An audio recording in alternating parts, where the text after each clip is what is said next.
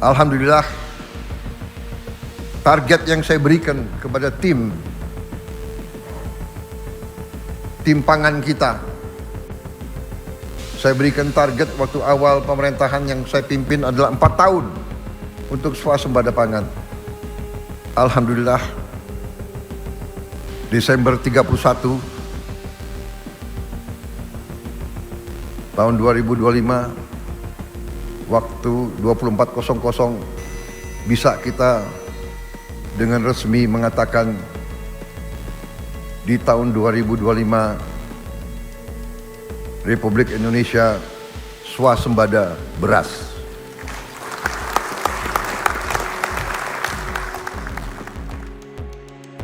Presiden Prabowo Subianto membuka lembaran 2026 dengan mengumumkan keberhasilan Indonesia mencapai swasembada beras.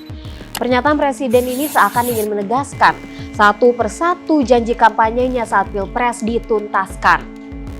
Bukan itu saja, Prabowo juga mengatakan cadangan beras pemerintah atau CBP saat ini tertinggi sepanjang sejarah, bahkan melampaui rekor pada era Presiden Soeharto.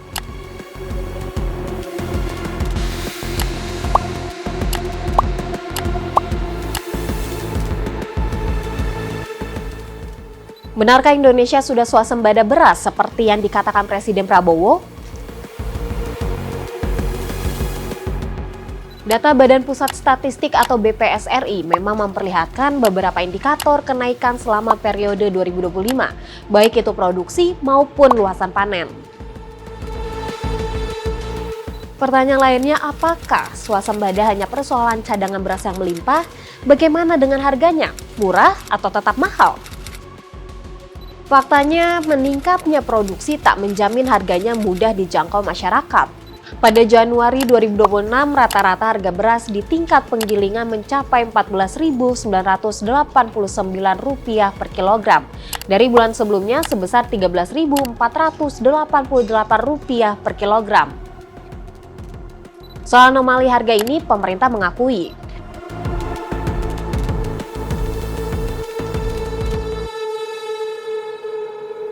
Asisten Deputi Cadangan Pangan dan Bantuan Pangan Kementerian Koordinator Bidang Pangan atau Kemenko Pangan, Sugeng Harmono mengatakan, kondisi itu karena pemerintah melakukan intervensi agar petani bisa merasakan hasil kerja kerasnya sekaligus menjaga kepentingan konsumen.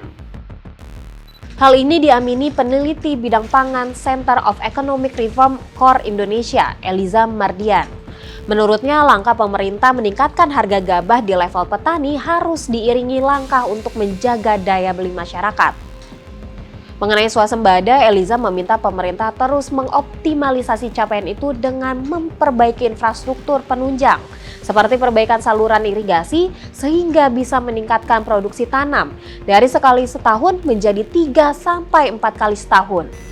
Eliza juga mendorong pemerintah untuk tidak puas hanya di beras, tapi juga harus bisa menggenjot komoditas strategis lainnya semisal hortikultura, sehingga ketahanan pangan nasional bisa terwujud. Jadi ketika oversupply itu diserap oleh cold storage, disimpan di sana.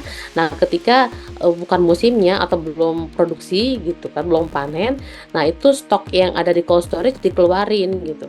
Nah, ditambah lagi yang membuat kenapa volatile food itu masih kerap terjadi di Indonesia gitu kan, terutama hortikulturanya, itu karena kurangnya hilirisasi.